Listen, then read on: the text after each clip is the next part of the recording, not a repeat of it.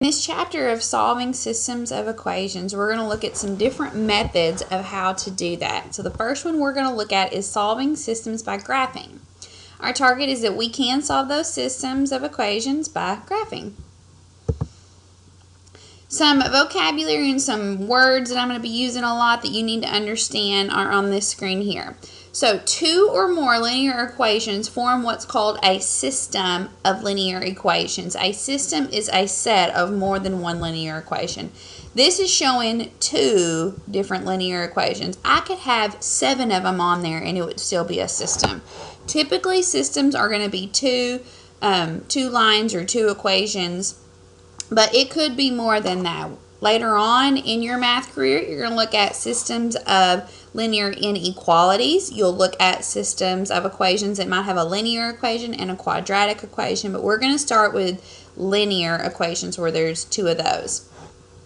And if you think back to last chapter and the chapter before that, when we talked about the solution to a linear equation, it was any coordinate on that line.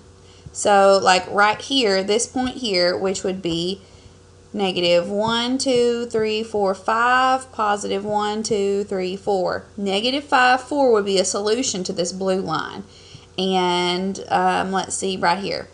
Negative 1, positive 1, 2, 3, 4 would be a solution to that red line.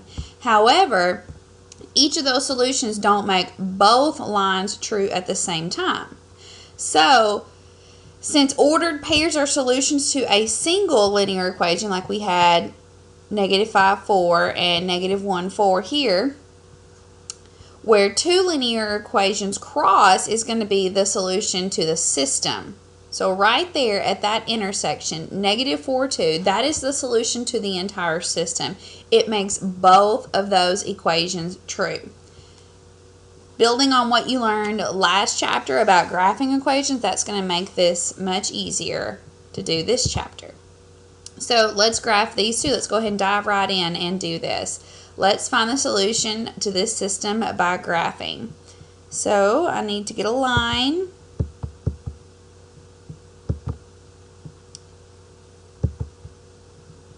Okay. We will make the first one, we'll make it red. How about that? Just to do some coloring differences. Oh, I lied. We need to get a pen first. Okay. Because I forgot first step in graphing this equation. So if you look at y equals 2x plus 4, that is in slope-intercept form. 2 is the slope, 4 is the y-intercept. So we're going to start with the y-intercept of positive 4. 1, 2, 3, 4. And that's going to be right there. And then I'm going to build on my slope. It's a positive 2, so that means I go up 2 over 1. So there's a point. Up 2 over 1. I could also go down to left 1.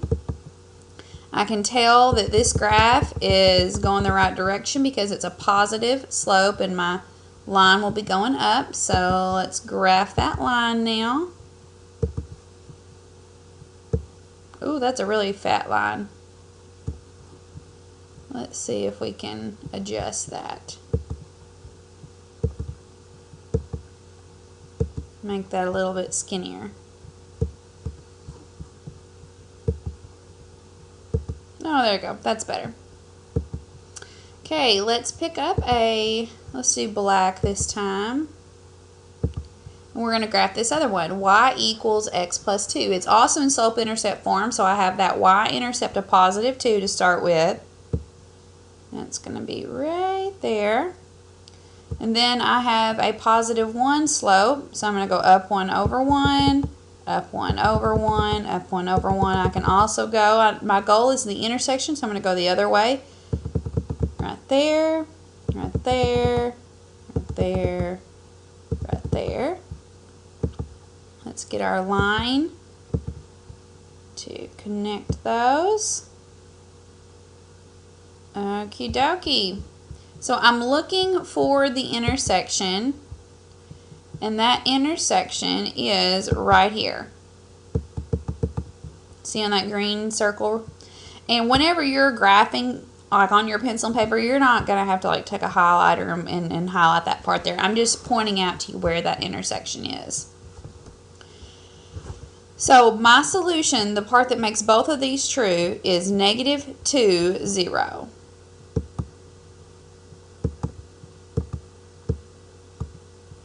-2, 0.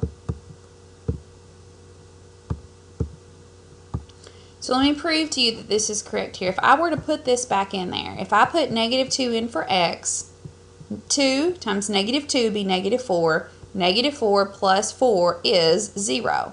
So it fits this equation. Now this other one, if I put -2 in for x, -2 plus 2 is also 0. So that coordinate, -2, 0, makes both of these equations true. Therefore, it's the solution to the entire system. So here's a graph where you can kind of see, not a graph, I'm sorry, more of a picture of inconsistent solutions versus consistent solutions. If they're inconsistent, that means that there's no solution, that they're parallel between there and there's nothing that's the same. That's what it means by being consistent. Consistent solutions actually have a solution. It's at least one solution. Independent, there's only one. See right there, there's only one place that they're intersecting. There's only one number that will make that a true statement. Whereas here, it's the same line. That would be like if I had y equals x plus 2. That would have the same thing as if I had 2y equals 2x plus 4. Those are the same lines because if I were to isolate y, it would end up being y equals x plus 2. There are infinitely many solutions. There is an infinite number of things I can put in for x and y, and it's going to have the same solutions. So those are our special systems. The ones on the left, no solution. If I graph them, they're parallel lines. There's no way that they intersect. The other special is any infinite many solutions because all of them would be equal. So let's look at these. On the left here we have y equals -x minus 3 and y equals -x plus 5. Use what you know about slope-intercept form to graph these. Now something else that should be kind of looking at, that you come into your mind, is they have the same slope. Both of their slopes are -1 and you know that's going to be parallel lines. So you wouldn't even have to graph it because you've spotted that. But I'm going to prove to you by graphing it. So the first one, -x, it means it's going to be going down. It's crossing at -3, and so that means I'm going down 1 over 1.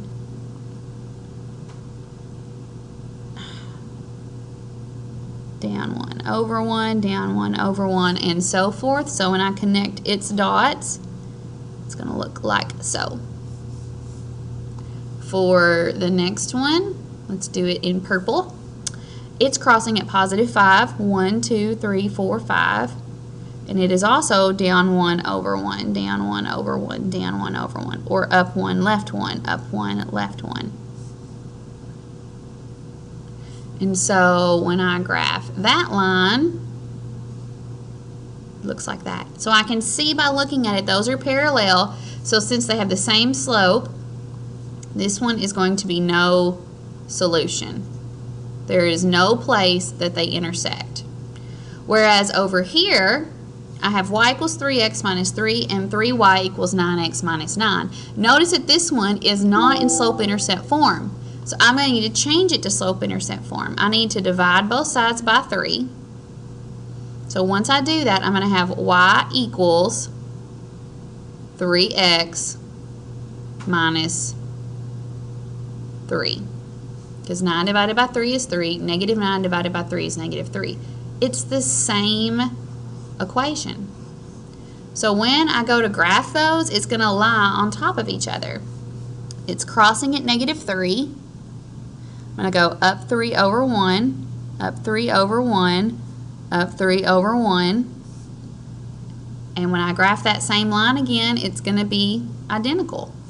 I start at -3, I go up 3 over 1, up 3 over 1. It's the same line. So this one is going to have infinitely many solutions. Those are your special ones. If you like concept maps, you're going to love this graphic. If you look at this and your eyes cross and you say, whoa, just ignore this one. It's the same information that I presented. There's no need to write this in your notes.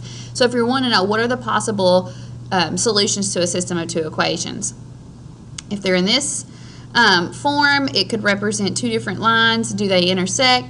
Do they intersect at one point? Do they only intersect at more than one point? Only at a point? This is just for those of you that love concept maps. You're going to love this train of thought, and you could sit here and think about this for several minutes, but I'll spare you of that. Like I said, we'll do a lot more of this in class because I want you to see how this is done on a graphing calculator. This is one of my favorite methods of solving a system because it's so easy with that graphing calculator. In the video, it does not look easy because we had to make those tables on our own and draw the graphs. So you'll see the difference of that in class.